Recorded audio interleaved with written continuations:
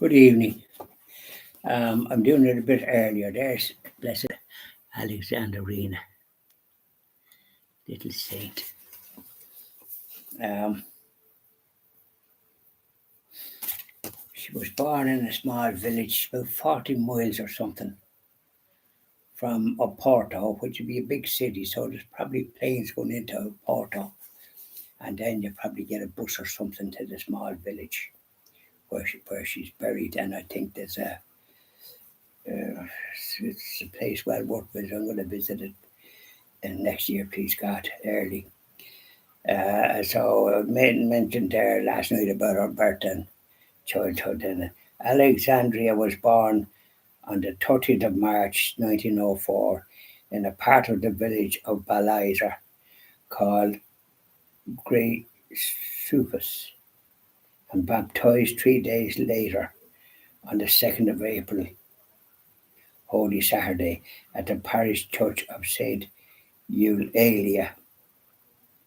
Her uncle, Joaquin da Costa, was a godparent, along with a family friend, also named Alexandrina. Oh, that's lovely.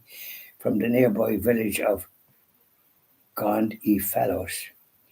Those attending her baptism would have walked past the chapel of the mysterious Holy Cross, completely unaware that the child about to be born, to be baptized. Oh, yeah, she was 3 days, I was 4 days after I was born, I was baptized. St. Andrew's Church, Western Row. What a great gift. John Augustine christened. There you are, be baptized was the reason for the existence of it. But God would manifest this connection in his own good time. Alexandria's mother, Maria Anna da Costa, was a devout woman who knew that love of God can never be separated from love of neighbour. She spent hours praying in front of the Blessed Sacrament each morning before Mass, and was also known among the villagers for practicing the spiritual and corporal works of mercy. Though poor herself, she shared what little she had with those most in need. Sadly, now here's a sad thing, Alexandria's father, Antonin, abandoned Booty, abandoned the family while Alexandria was very young.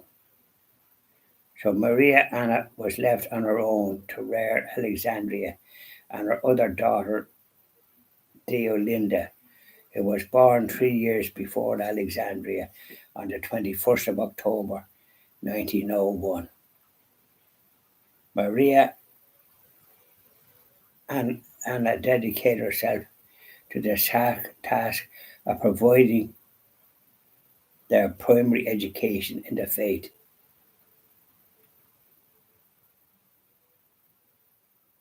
Uh, Alexandria's earliest memory was of an incident that occurred when she was 3 years old.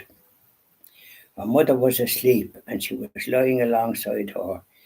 She gave a glass jar of pomade. She saw a glass jar of pomade and stretched out her hand to take hold of it. As she was doing this, Maria Anna awoke and startled Alexandria, who dropped the jar, which fell to the ground and smashed. Alexandria fell on top of the broken glass and injured the left corner of her mouth, which gave her a scar that she had for the rest of her life. God love her. Maria Anna rushed her to a pharmacist who put 3 stitches on her face.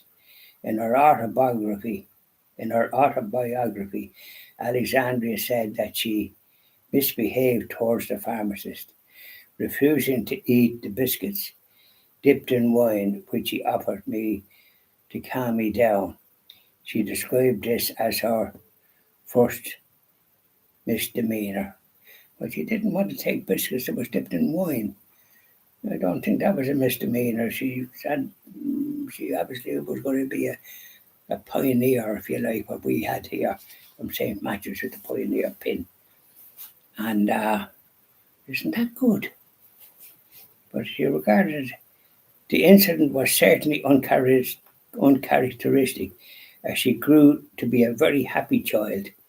She was very playful and active, and often called a tomboy. Alexandria also loved to sing, and by all accounts had a fine voice, which she put to good use in the parish church. Even at an early age, she had a great love of nature, the contemplation of which helped to raise her mind and heart to the Creator of all things. She wrote, I love to contemplate nature, the dawn, the rising of the sun, the song of the birds, the gurgling of the waters, entered into my entered into me and transported me to such a deep contemplation that soon I'd forget that I was living in this world.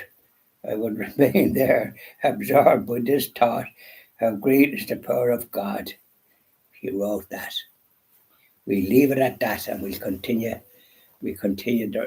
more tomorrow. What a lovely story, Alexandria. What a little angel. Oh yeah, lovely little girl. Yeah, I'll be visiting her, please God, next year. God spares me. Yeah. Now we'll finish there, and I'll do another little bit the music.